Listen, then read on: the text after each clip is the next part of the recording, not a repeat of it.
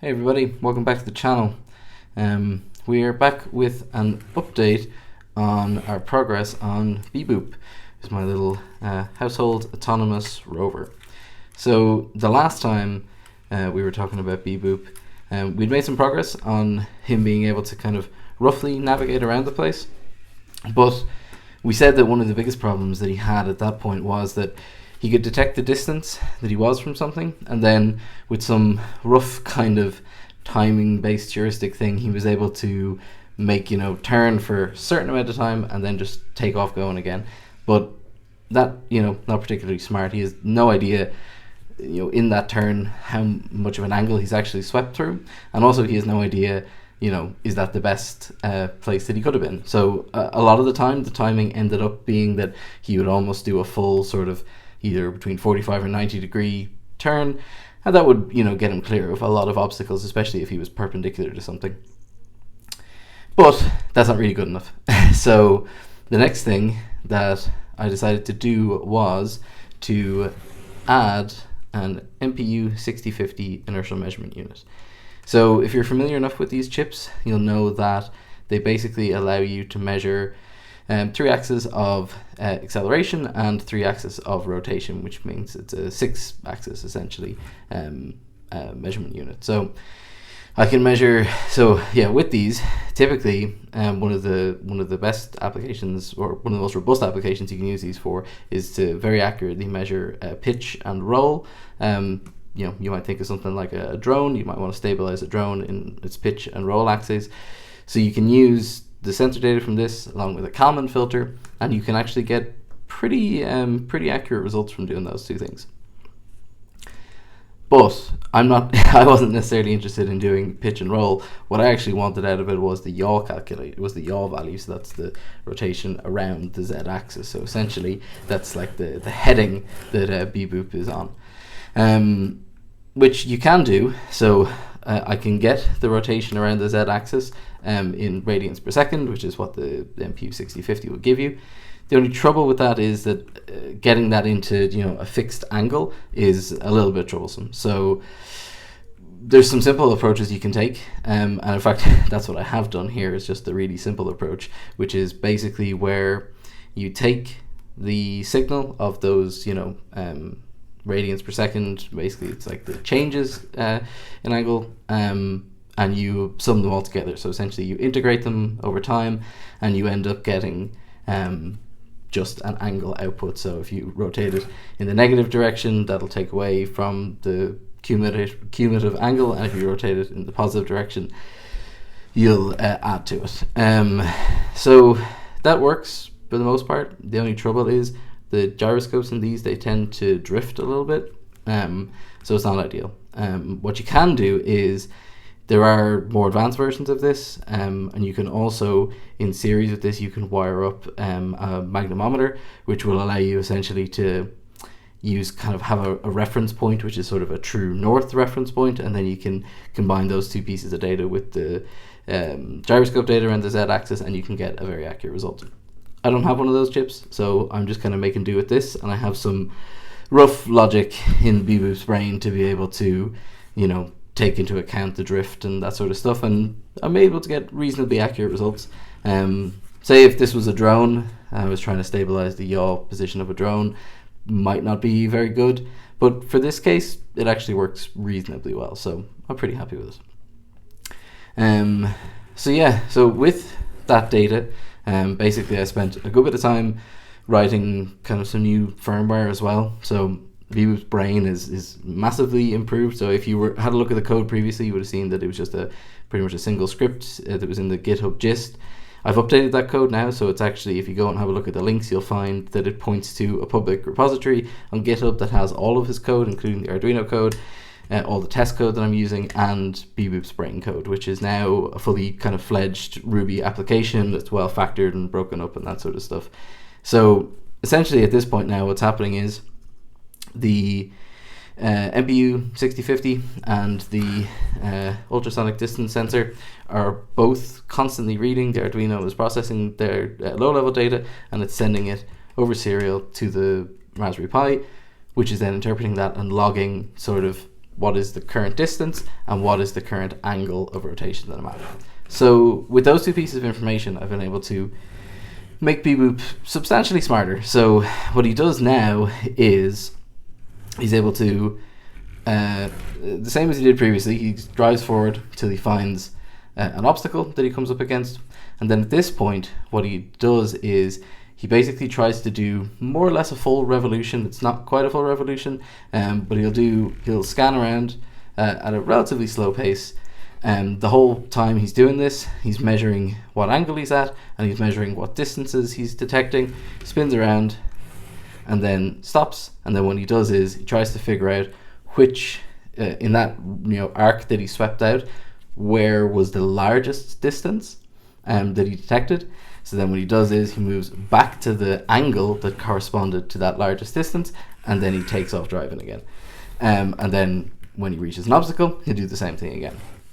So effectively, it's not super smart, but it's a little bit smarter. So he knows his heading now, so he can, if he sweeps around and detects that's the position he wants to go to, he knows how to get there, he knows how to get back there, as after he continues scanning the rest of the area. So I'm hoping to be able to use that ability to write some more complex algorithms to figure out kind of some more mapping and stuff like that. But with that implementation done, we can have a look at that and see how he performs compared to how he was performing as he navigates around my kitchen. So here we can see BeeBoop working away doing his thing. So the movements are a lot less random than they used to be. You can see now what he does is he sweeps around, checking the distances in the arc that he's sweeping out. He makes note then of the longest distance that he found and records the angle for that. And then he's able to sweep back to that angle, and then he takes off again doing his thing. So that works pretty well. However, even though BeeBoop knows what direction he's meant to be going when he's traveling forwards, there's nothing that actually keeps him on the straight and narrow down that track, down that path that he's moving on. So basically, if something gets him a little bit off kilter, if his caster wheel at the back gets stuck or something like that, it can kick BeeBoop off to an odd angle, and he'll just keep moving straight. He has no awareness at this point that he's actually not moving along the heading that he's supposed to be moving. So what I did at this point was I decided that I was going to add a PID controller to his forward direction, which would basically try and stabilize for the yaw. This did, though, present a couple of other issues as well. Our old problem of gyroscope drift has unfortunately come back to bite us in terms of this PID controller. So while it is doing its job and it's trying to keep BeeBoop on the straight and narrow along his heading, if that heading is drifting because the gyroscope is drifting, he'll make a slight turn. So you'll notice at some points he makes a very, very slight turn away towards the end of his travel, which is unfortunate, but it's one of those issues as well that gets compounded more the longer he travels. Unfortunately, I don't think there's very much I can do about that now, and for relatively short distances, he actually is working pretty well. So for now, I'm pretty happy with this.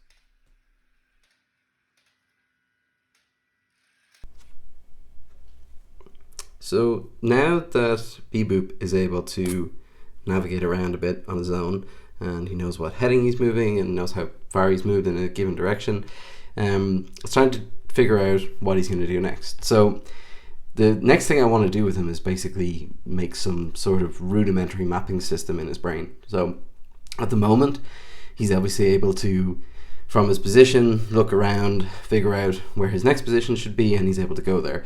But once he's moved from a position, he's not recording any of that information. He's not making a log of where he was or how far he's traveled or anything like that. So the space around him is still basically a mystery. Every time he stops, he's fully reoriented himself and he has no idea about what any of the rest of the space around him is. So I want to change that. Now for the first version, he might not actually use the map that's generated, but hopefully I'm going to be able to record the data from it and maybe make some animations of how he is mapping a space as he moves around. So the idea I have is pretty straightforward, and we'll see how it works. So if we imagine if this is, say, a bit of a room that he has, this is, say, the corner of a room that he might be in. It goes on this way. So we'll say he's going to start here, and he's going to be facing maybe that direction.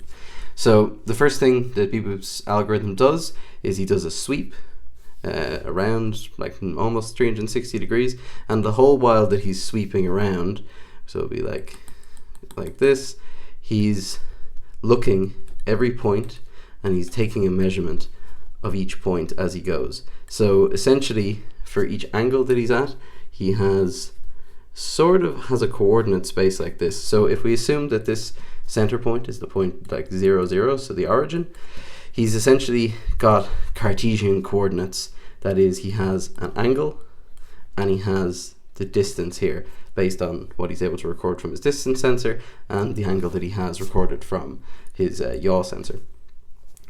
So with this, he's essentially, if I was to log each of these points, I would have sort of like a polar point cloud, and then I could convert them into Cartesian coordinates, assuming that his starting point is the 0, 0 point.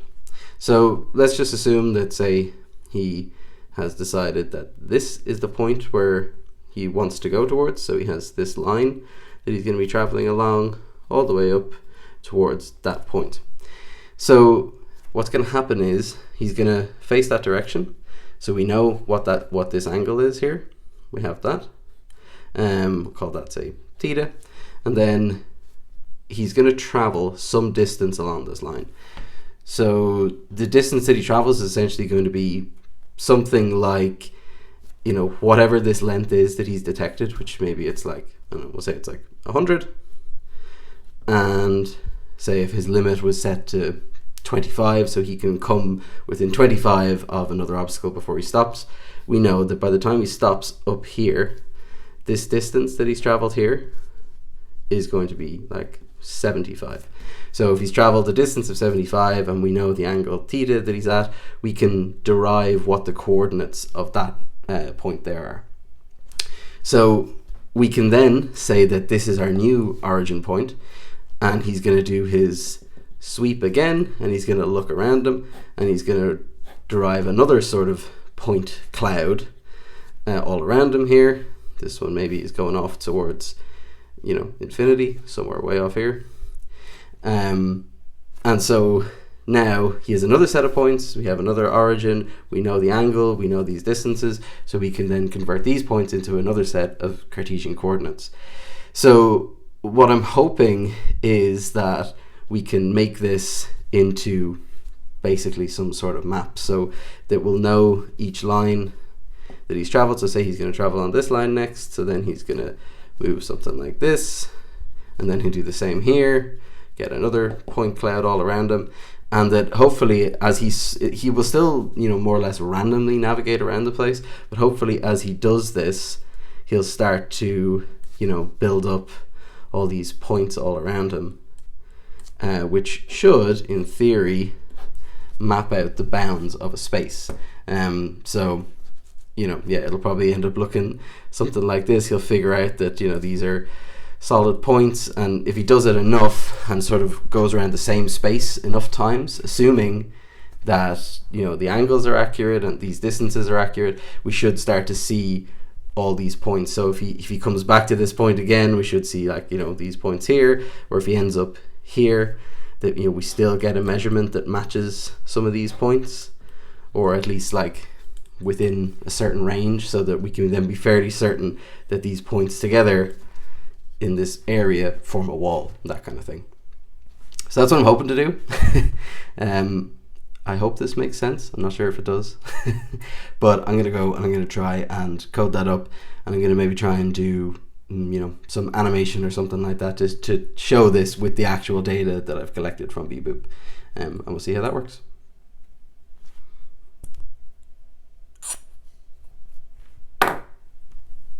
So I built this little rectangular box area for BeeBoop to navigate around, and this was to test the new mapping software that I'd written in, or the data logging software, and then test out the mapping code that I'd written. So in this space, BeeBoop's able to just drive around, and it's a pretty known regular shape, so that I can interpret the data more easily coming out of it.